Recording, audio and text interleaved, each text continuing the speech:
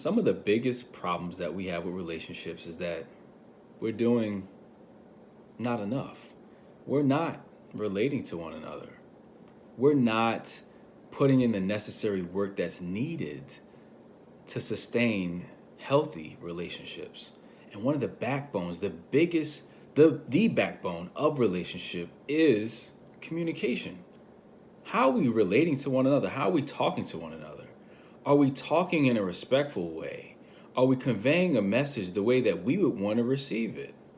Or are we just continually just talking to people just the way that we feel in the moment? We're letting our feelings foul up our relationships. Our relationships are terrible. And we don't want to take full responsibility for it. We were like, they're a mess. They're bad. I'm okay. I'm all together, but they need to get themselves together. It's easy to say that, but it's hard to put in the necessary work that it takes for us to be able to look at ourselves and say, you know what? I don't like what I smell. You know what? I don't like what I see. What are we doing as individuals during our time of being by ourselves, being single? What work are we doing to become the best version of ourselves?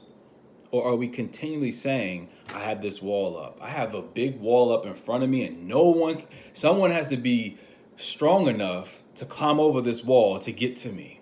First of all, if I have a wall up, can I see through that wall? Unless I'm Meteor Man, for those back, the 80s and 90s babies maybe would relate to that. If I'm Meteor Man, I can see through things.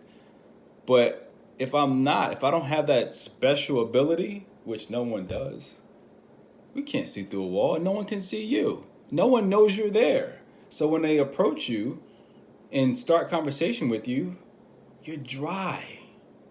Who wants a dry partner? I'm just being real. Who wants a dry partner?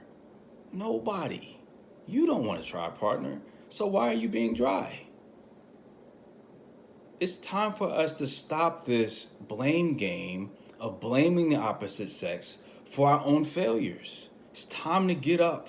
It's time to put in that hard work. Or else you'll be alone for the rest of your life. Those that really want relationship, and that's the way God has wired us. He's wired us to be in relationship of some sort. Whether it's a romantic partner, whether it's a business partner, whether it's people that work for you, or you work for somebody, or you're a member of a family, a parent, a sibling, something. We are all wired for relationships. So why are we playing as though we don't want relationship of any kind?